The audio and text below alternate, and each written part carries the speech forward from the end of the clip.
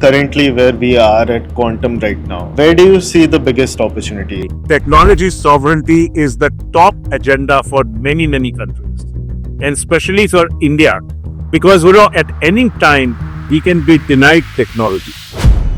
A lot of companies are also coming up setting up data centers, and at the same time, Indian companies want to set up data centers. Too much noise around data centers. What do we need data centers? Data centers should be in places where there is. Do you think right now we need more product companies coming out of India, or do you think we should continue the services part? Today what is our per capita income? $2,600 per person Yeah. in the country.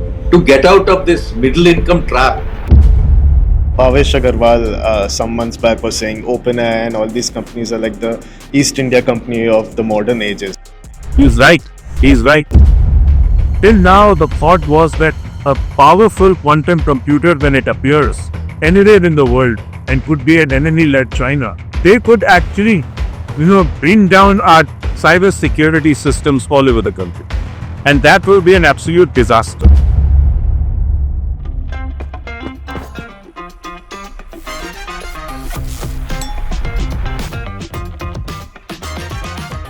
Hi Ajay sir, thank you so much for joining us today at AIM and welcome to What's the Point podcast.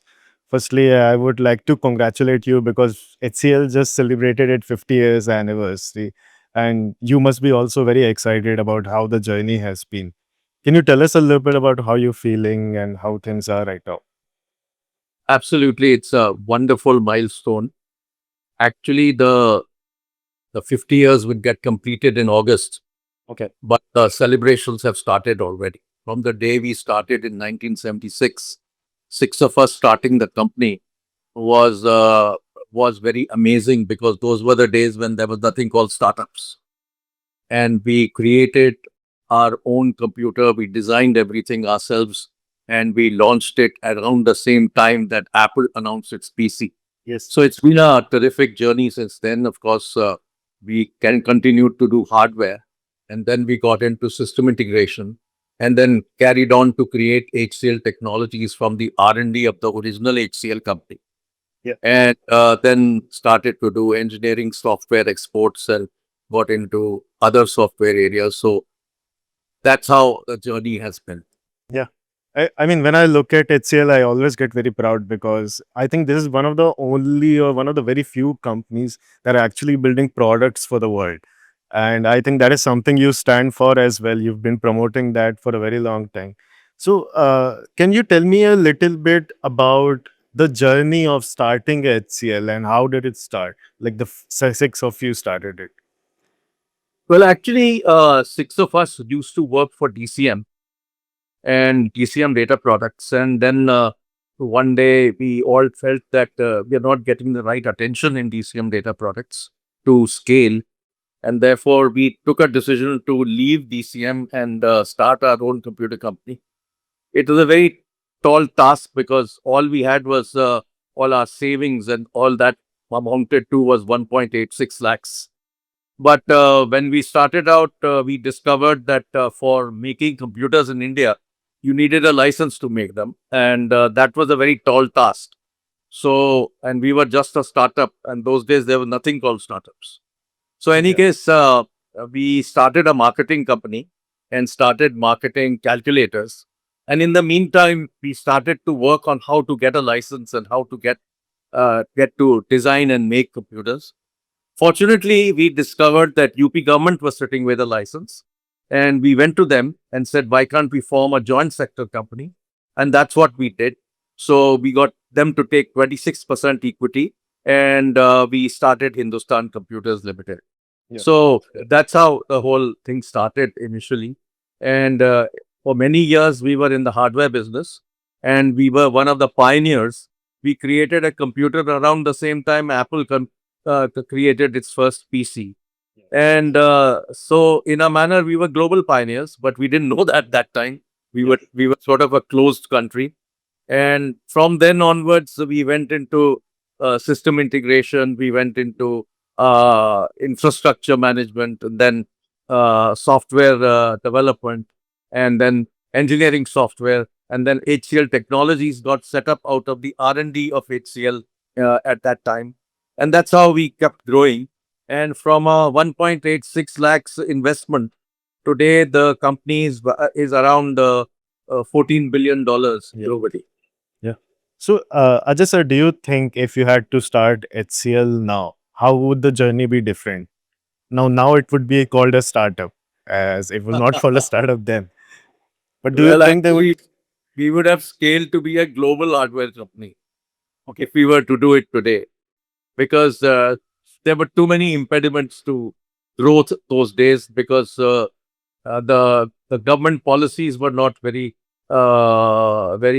positive for the hardware business.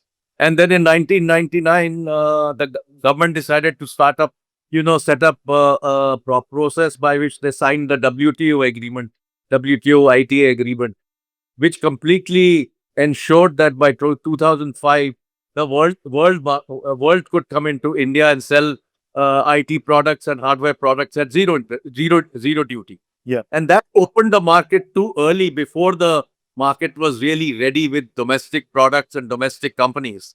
And the whole electronics industry died pretty Yeah. much in the next 5 years. We survived because we were a big company, but most of the other companies died, and the SME companies, especially, they collapsed. It's Yeah. only in the last 5 to 7 years we are seeing this phenomenal support from the government, and the current government is extremely supportive of the hardware business, and electronic manufacturing is happening in a big way, and then semiconductors are happening.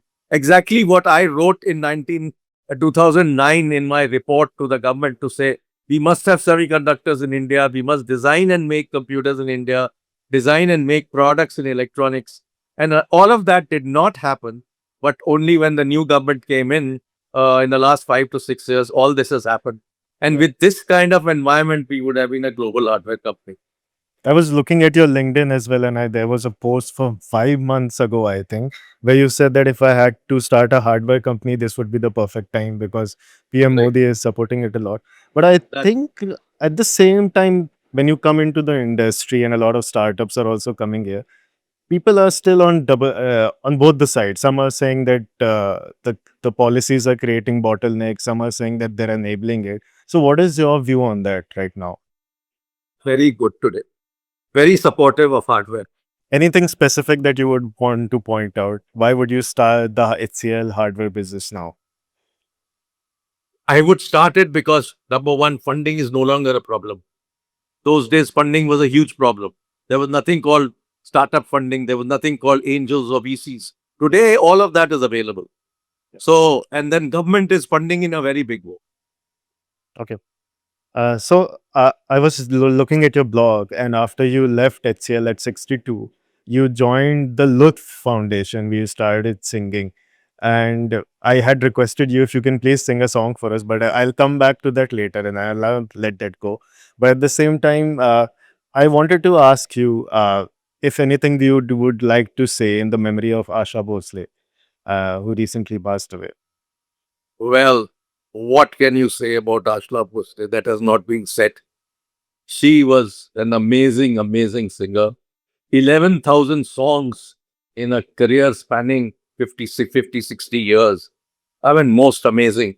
And she had a voice which was totally different, and could sing anything that you asked her. She could sing indie pop, she could sing ghazals, she could sing fast music, she could sing slow music.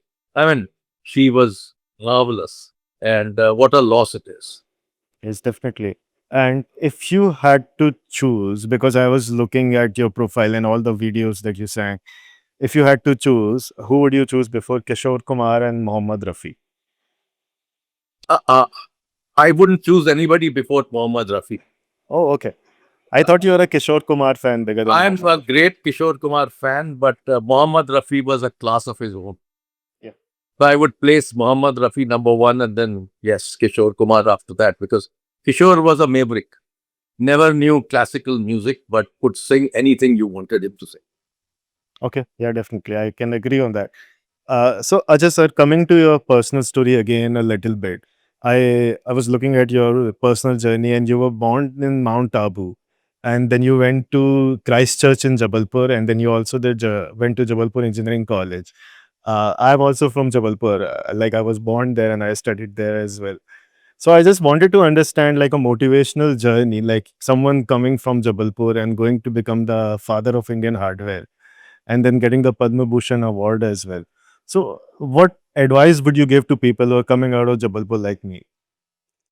Well, actually, today the opportunities for small cities is as good as the big cities, because in a manner the country has become flat due to the whole advent of internet and social media, and therefore there is nothing that stops people from smaller cities to be as successful as people from the big cities, and that's been proven by many examples today. And you see, Zoho is born out of a little village in Tamil Nadu, and it's a global $1.5 billion company in software. So nothing stops people to be successful. Where they come from is not relevant anymore. And of course, sports is a very good example where Dhoni came from a small city and became the captain of India. So it's all about aspiration at the end of the day. And I wrote a book a few years ago. It's called Just Aspire. And the whole thinking was that if you have the aspiration, you can achieve anything. Yeah, definitely. Anything you specifically remember from Jabalpur that you can point out? Well, it is, I still love Jabalpur. I still keep going there once in a while. And I'm in touch with my school alumni and my college alumni.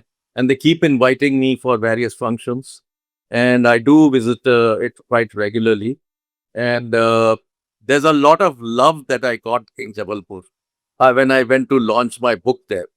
And I remember my school and college alumni got together to have my book launched there. And they had invited 150 people. And so they had planned to keep 100 odd books there for people to buy. And then 350 people landed up.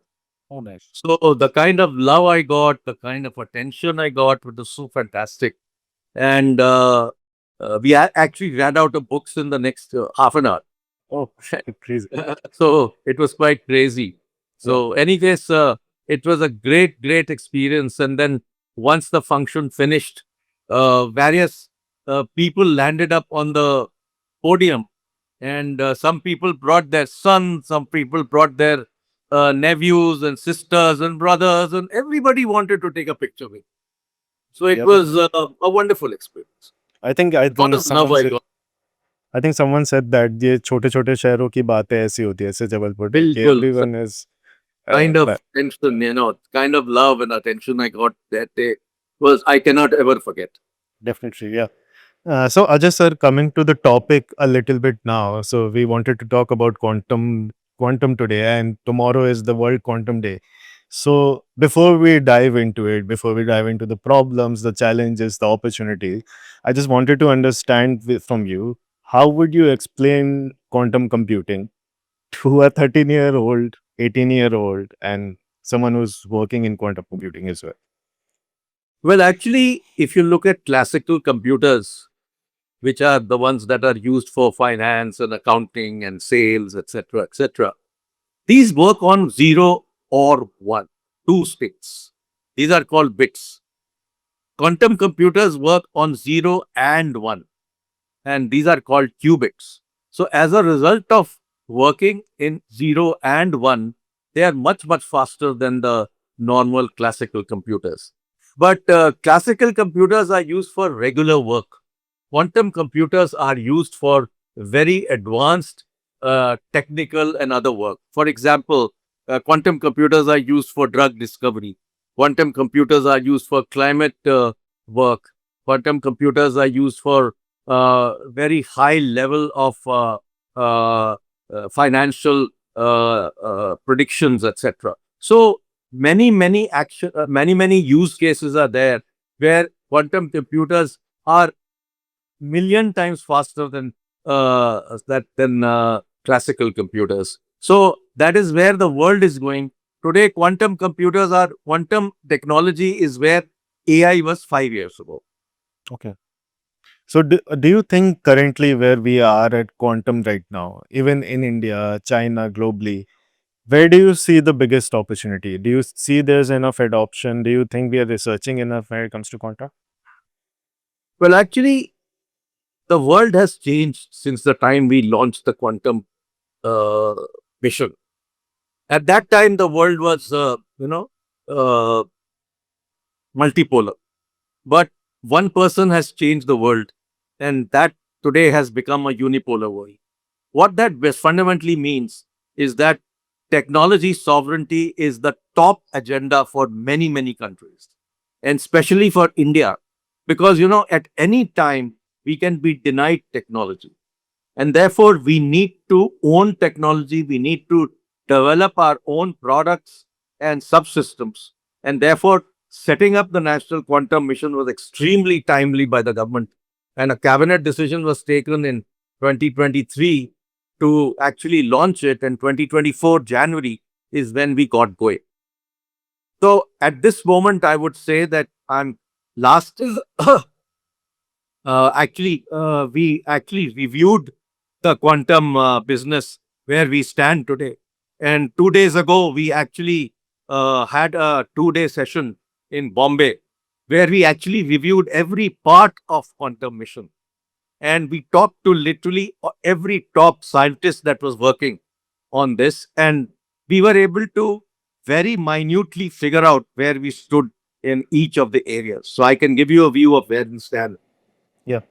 I would love to know the view where we stand because the national quantum mission is going on. Then each state is separately hosting their own quantum missions and day. So why do you think there's an urgency right now to focus on quantum? Actually, as I said, the real urgency is because of technology sovereignty. Because everybody is now going to try and protect their technology. And therefore, importing quantum computers and importing products will become more and more difficult, and sanctions will come in very soon. So, as a result of that, we need to develop all areas of quantum technology. So, the first area is quantum computing. In quantum computing, there are many technologies and materials that we can use to create a quantum computer. The most popular one is superconducting quantum computers.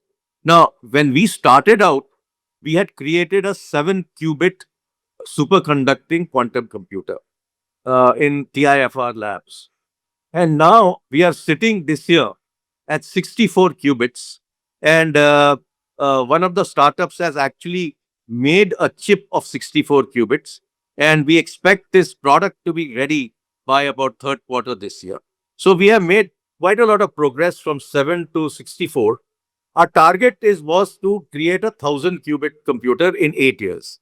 So we basically crossed 3 years, and hopefully in the next 5 years we would be going towards the 1,000.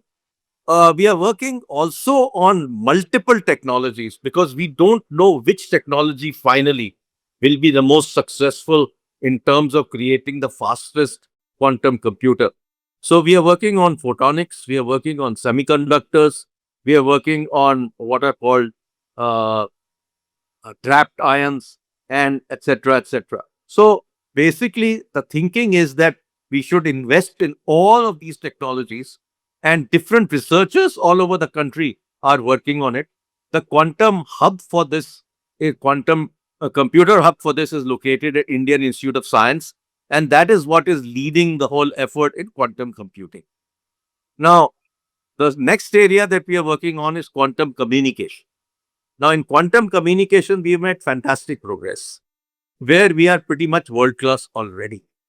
So, here our target was to create a quantum secure network of 2,000 kilometers. We've already done 1,000 kilometers this year. So, we are very close to achieving our target in the next 1 to 2 years. And this is very, very critical for India because Quantum Day, as it's called, is approaching in the next 3 to 5 years.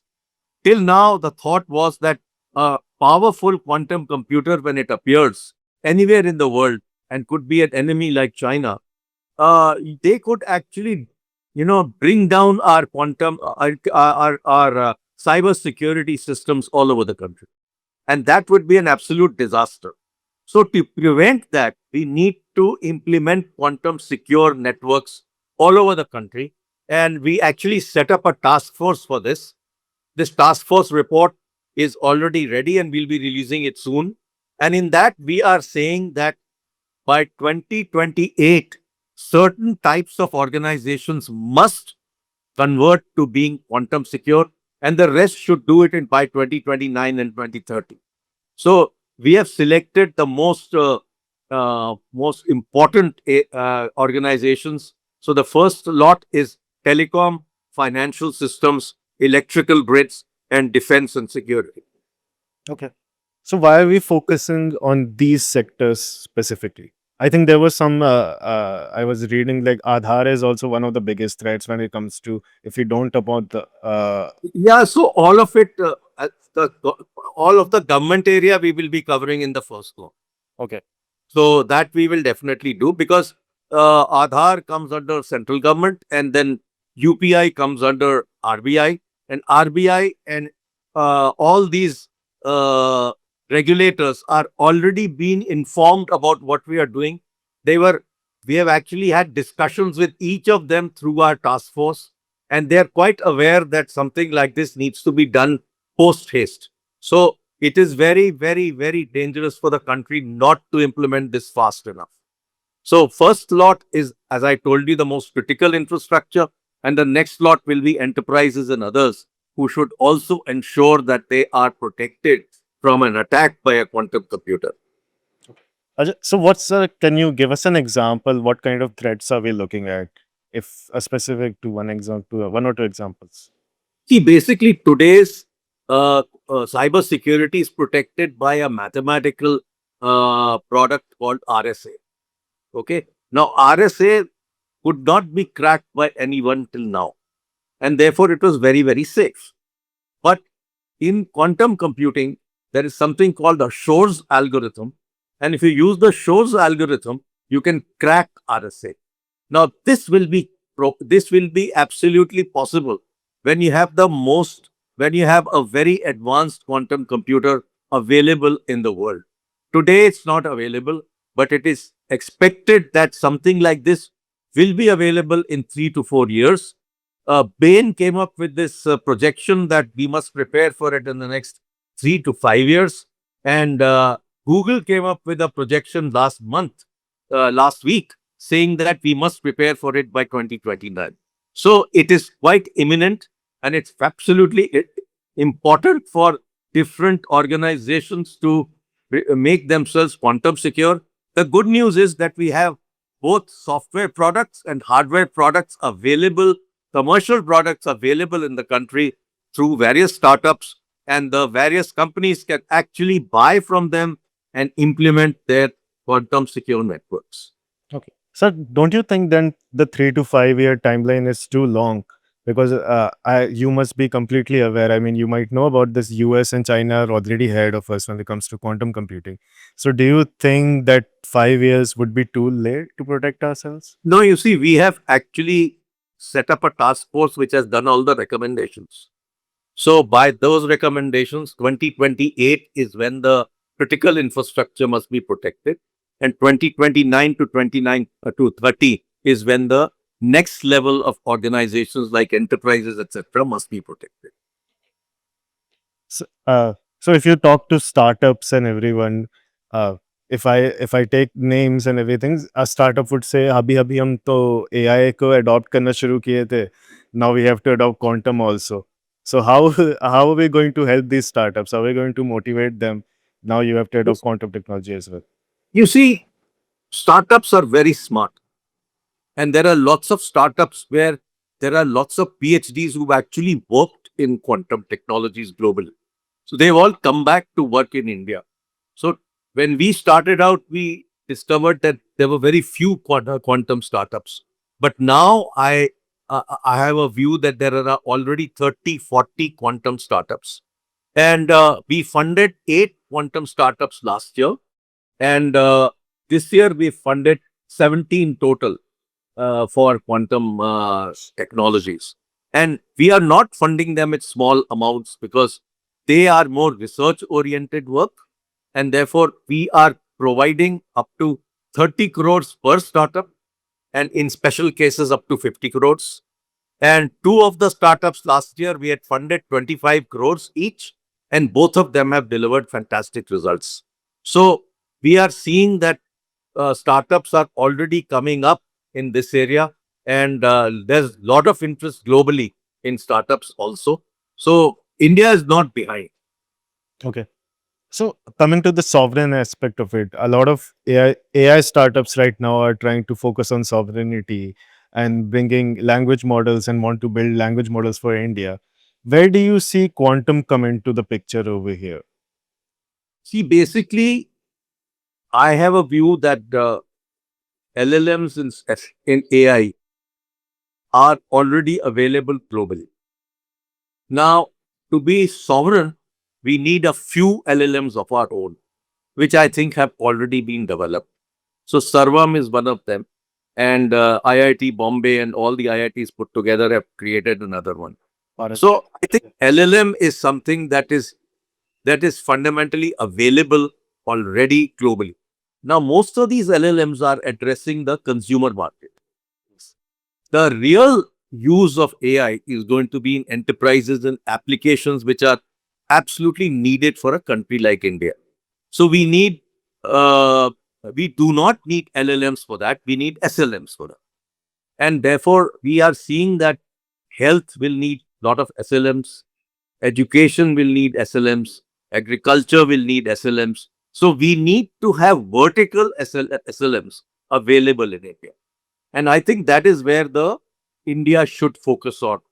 And recently, AI Research Institute has also been set up in collaboration with the central government, the state government of Gujarat, and the Pharma Alliance. And this has been set up in a gift city. And some diaspora from America have come back to head this institute. And I think they will focus on these three, four areas of research where they will work on creating products to help the country develop these products on SLMs. Yes, I was also looking at IAIRO, and you're also one of the board members of that. I was speaking to Professor Amit, I think some 6 to 7 months back, who's the head of AIRO. And he is also very passionate about trying to build global products from India. He wants to build the Google from India. But Ajay sir, I want to ask you this. When we say that we have to focus on SLMs and LLMs have already been built, so don't you think that's pulling us ourselves a little bit back? Like not building global LLMs and just focusing on use cases So and we've SLMs. already done two good LLMs. Okay. Sarvam has already done one, and the IITs have done the other one, and couple of others have been given funding to develop them. So it's not that we will not have our own sovereign LLMs, because today a lot of these LLMs are free, and they claim that they will continue to be free, but who knows? In about 2 years, they'll start charging for it. So we have to have our own LLMs, but as I said, LLMs will focus mainly on the consumer market. The real market sits in enterprises, and that is how they can benefit with AI by using SLMs rather than LLMs. Okay, makes sense. I think some Bhavesh Agarwal some months back was saying OpenAI and all these companies are like the East India company of the modern ages. They're just Absolutely, coming. he's right. He's right. That's what has happened in the country. Because if you look at even all the cloud companies in India, they are in a manner using our data. They are using our people, and they are creating business out of that. And OpenAI has a huge following in India. And why are they in India? They are in India because they see the consumer market to be huge. Yes. So, what do you think about this sovereignty in data centers right now? A lot of companies are also coming up, setting up data centers, and at the same time, Indian companies want to set up data centers. So there's this clash over here again. There is too much noise around data centers. Okay. Why do we need data centers? Data centers should be in places where there is huge amount of power and water available. What we are doing in the country is setting up data centers in Delhi and Bombay and Calcutta and Bangalore. I mean, to set them up in big cities is completely a very difficult task, because we are just taking away power from the rest of the people. So I think data centers are not something that I favor. And what are these data centers going to do? And when somebody says, I'm going to invest 20 billion in the country, they are setting up these data centers to use our manpower, use our data, and use our power and water. And what do we get out of it? And they don't employ any people. They're all pretty much mechanized. So I don't see any benefits of setting up large data centers in the country. Do you think we should set up data centers in space? Oh yeah, that is where we should set up data centers in space, and we should set up data centers in places like Ladakh, where there is very gold, and you don't need to waste money on cooling, etc., etc. Okay. Next, I think there are plans to set up something in Ladakh. If I'm not sure about it, so I won't comment on it. But also at the same time, coming back to the product and the services wala question. So HCL started as a product company, and eventually it's also started its services arm. Do you think right now we need more product companies coming out of India, or do you think we should continue the services part? No. I think it's very critical for us to be a product nation, and it's quite clear that services has taken us to a great extent towards being self-sufficient with foreign exchange.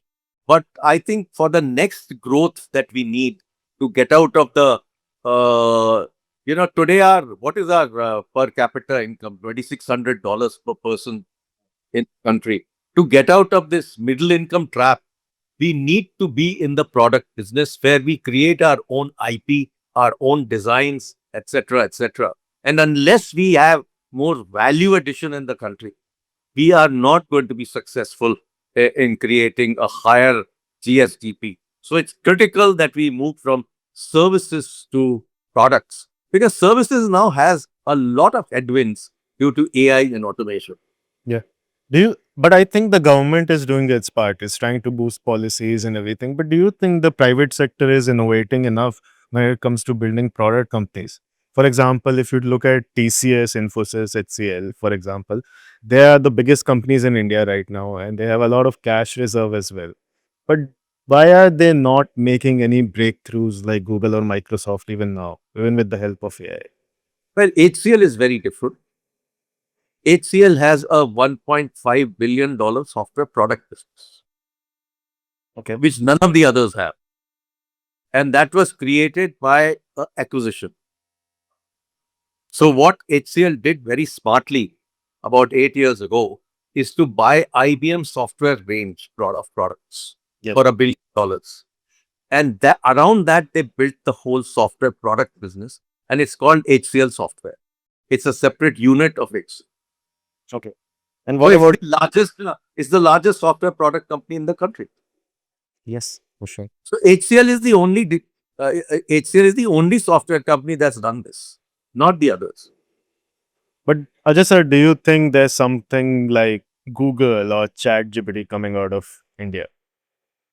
Why do we need to bother about that?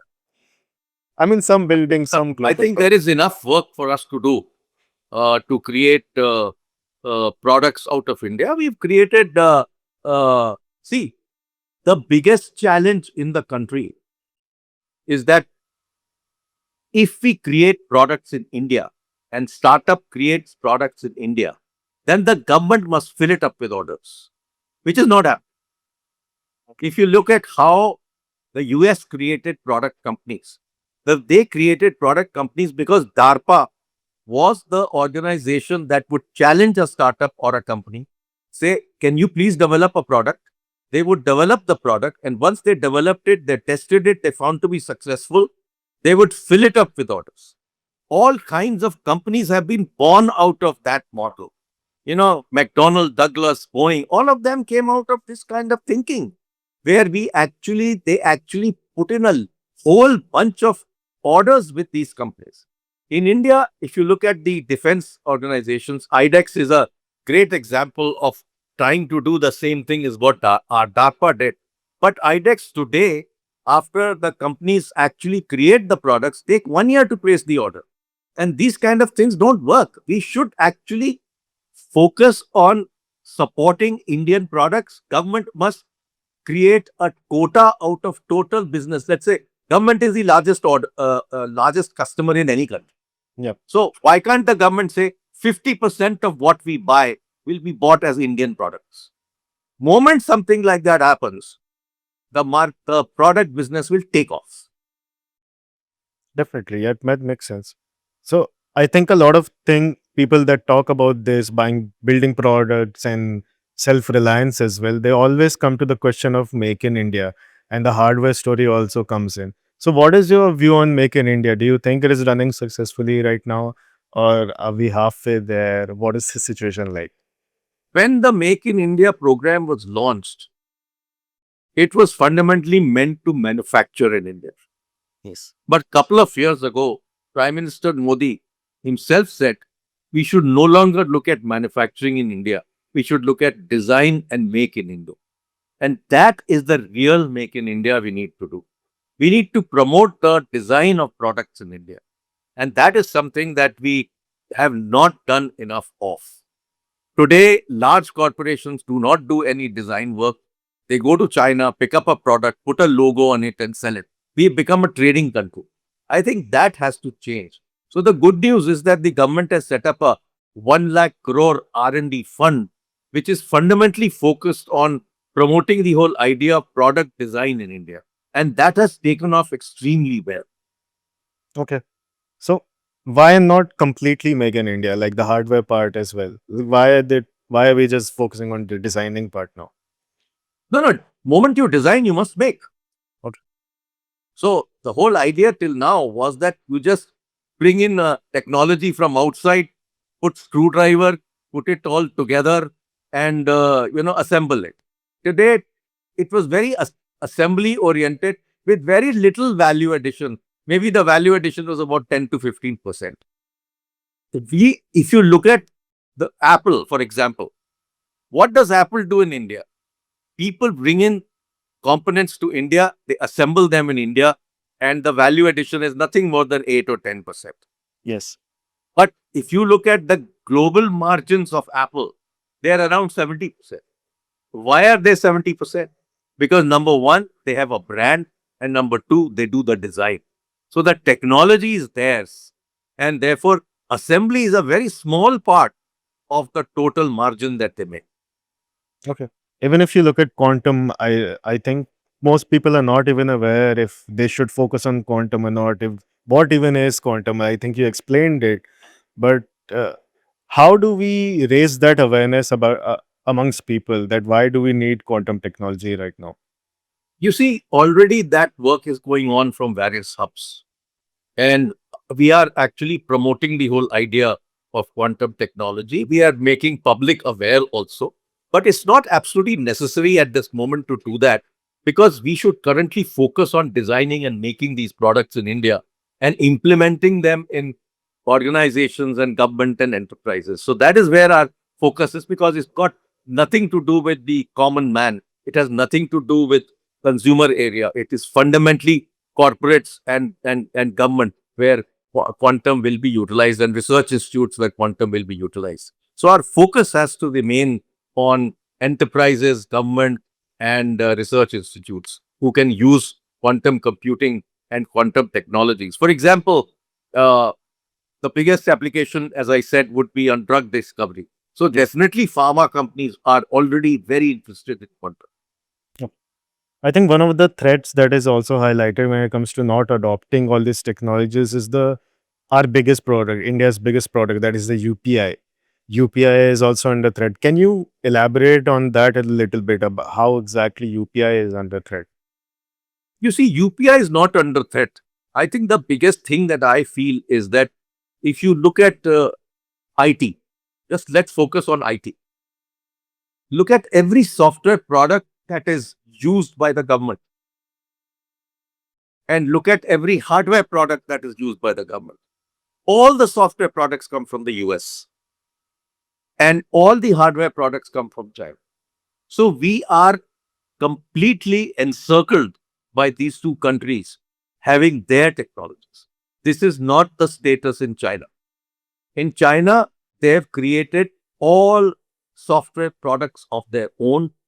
In government organizations, no non-Chinese product is allowed to be used, Yeah. whether it's a PC or a phone or whatever. Now, look at this situation when recently 3-4 things happened. Okay, US decided that Russia cannot take advantage of the SWIFT program. Yeah. Okay, so they put a sanction on Russia for not having SWIFT. Now that created a huge problem for Russia. The same thing goes for uh, Nayara Technologies in India.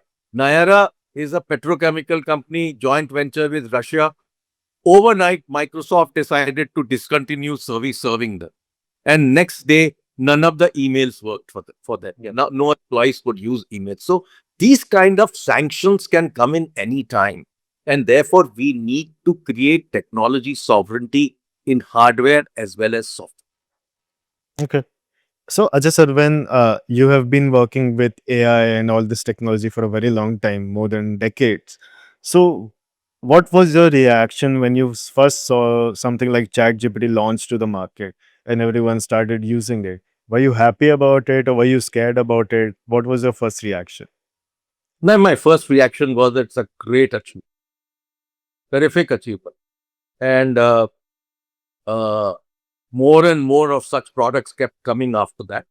But the world changed after 2022 when ChatGPT was launched.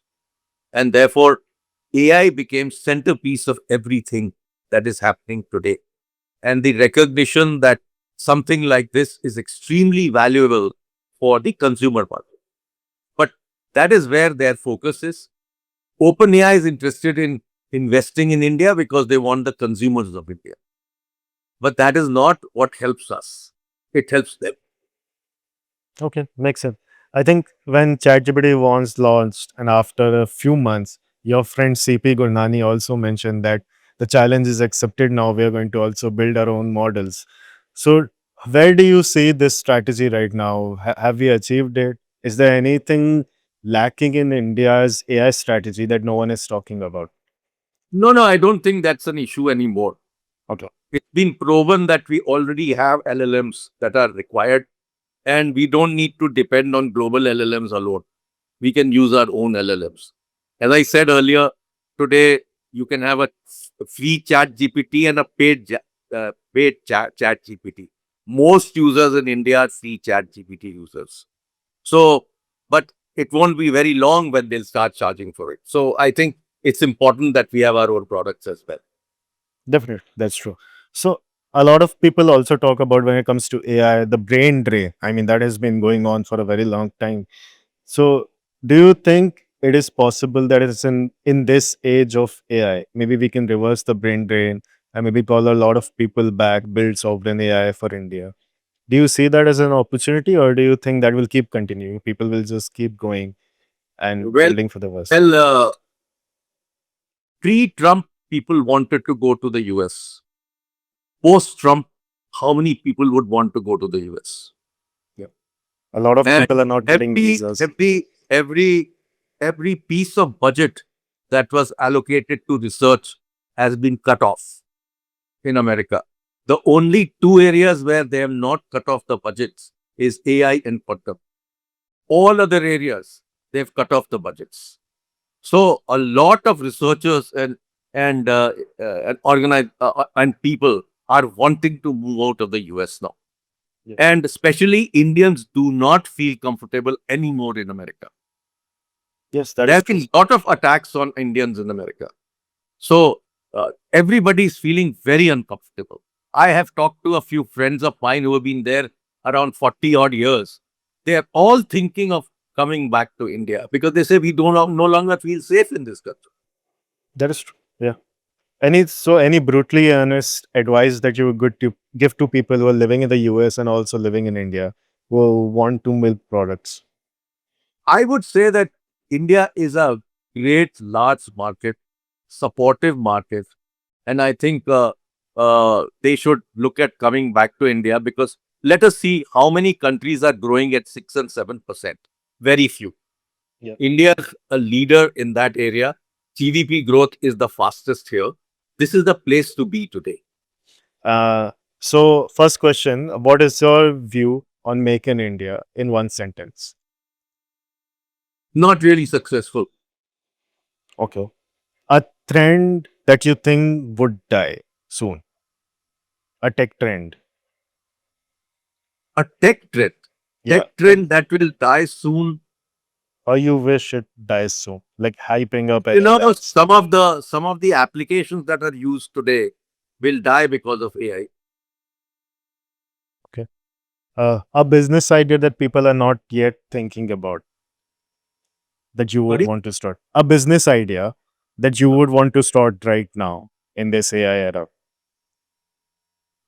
A business idea which would be wonderful would be to create products in AI for agriculture. I think that is the biggest opportunity today. Yes. Okay. OpenAI or Anthropic. Anthropic. Okay. What frustrates you the most about Indian startup ecosystem?